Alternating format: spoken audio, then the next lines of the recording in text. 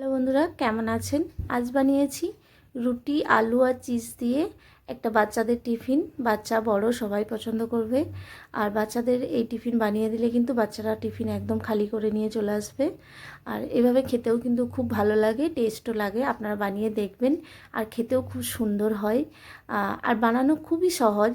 এই মানে ঘরের যেসব মানে জিনিস আছে সেই দিয়েই বানানো যাবে, সেভাবে কিছু লাগে না। দেখুন কিভাবে বানাচ্ছি।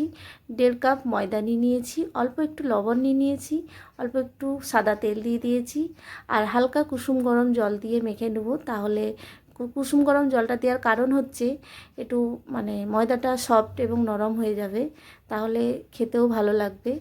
আর এভাবে মেখে নেবেন। আর হালকা মেখে নেওয়ার পরে হালকা একটু তেল ব্রাশ করে ঢাকা দিয়ে রেখে দেবেন 5 মিনিট। ততক্ষণ আলুর পুরটা বানিয়ে নেব। একটা কড়াই বসিয়ে দিয়েছি, তার মধ্যে তেল দিয়ে দিয়েছি, আর একটু গোটা জিরে দিয়েছি, শুকনো লঙ্কা দিয়েছি।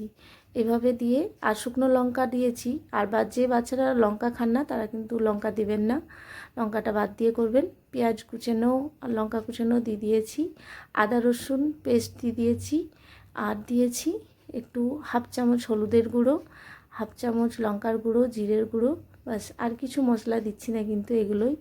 আর এইভাবে একটু মশলাটা হালকা ফ্রাই করে নিয়ে আলু সেদ্ধ করে রেখেছি আগে থাকতেই, আলু সেদ্ধটা নিয়েছি। দেখুন হাত দিয়ে একটু ভেঙে নিচ্ছি, তারপরে ওই মশলাটা মাখিয়ে নেব হাতে করে। আর একটু কুচেনো ধনেপাতা দিয়েছি, এভাবে মাখিয়ে নিচ্ছি। দেখুন লেচি কেটে নিয়েছি, 3টে লেচি হয়েছে। 3টে লেচি এইভাবে রুটি দিয়ে একটু ময়দা হালকা হালকা দিয়ে রুটির মতন সাইজের বেলে নিচ্ছি। পাতলাও করবেন না, মোটাও করবেন না, যাতে বাচ্চাদের খেতে ভালো লাগে সেইভাবেই বেলে নেবেন।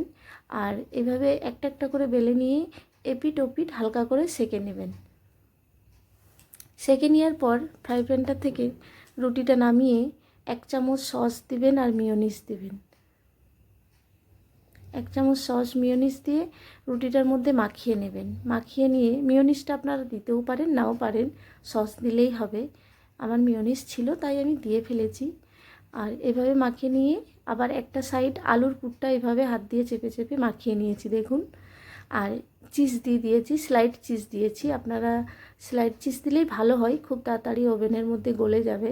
যাদের মাইক্রোওভেন আছে তাদের অসুবিধা নেই, কিন্তু আমার মাইক্রোওভেন নেই, আমি এইভাবেই বানাই।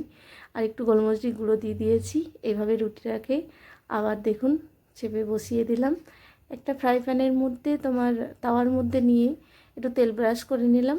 তেল ব্রাশ করে এই যে মানে টিফিনটা বানাচ্ছি, টিফিনের যে রেসিপিটা রুটি দিয়ে এপিট ওপিট সেঁকে নিচ্ছি। দেখুন একটু হালকা ঢাকা দিয়ে দেবো যাতে চিজটা গলে যায়।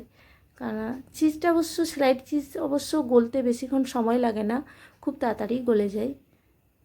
খুব জোর হয়তো 3-4 মিনিট সময় লাগে, তার বেশি সময় লাগে না।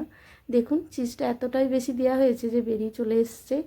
আর আমার কথা বলার প্রসেসটা যদি কোনো গোলমাল থাকে তো আপনারা একটু ক্ষমা করবেন। আর এই দেখুন হয়ে গেছে, 3টে হয়েছে আমার। দেখুন কত সুন্দর দেখতেও লাগছে, খেতেও কিন্তু খুব ভালো হয়েছে। বানিয়ে দেখবেন, একবারই ঘরোয়া জিনিস দিয়েই তো বানিয়েছি। একবার বানিয়ে দেখবেন না কেমন লাগে, তারপরে না হয় কমেন্ট করবেন। তবে একটা লাইক কমেন্ট করবেন, তাহলে ভালো হয়, ভালো লাগে। ভিডিও দিতেও কন্টিনিউ একটা লাইক কমেন্ট করলে মানে ভিডিও বানাতেও আরও ভালো লাগে। আর স্কুলে কিন্তু বাচ্চাদেরকে বাড়ির থেকে বানানো টিফিনই ভালো দেওয়া। অনেক সময় স্কুলে কিন্তু অনেকের বাইরের টিফিন এলাও করে না, যেমন আমাদেরই বাইরের টিফিন এলাও করে না বাড়ির খাবার ছাড়া। তাই আমি এইভাবেই বানিয়ে দিই কন্টিনিউ বাড়িতে কিছু না কিছু। তাই ভাবলাম একটু করে ভিডিও করে ছেড়েই দিই, তাই দিয়েছি। তো আপনারাও এভাবে বানিয়ে দেখবেন কেমন লাগে। আর খুব ভালো হয়, একটা লাইক কমেন্ট করবেন। নমস্কার, ভালো থাকবেন।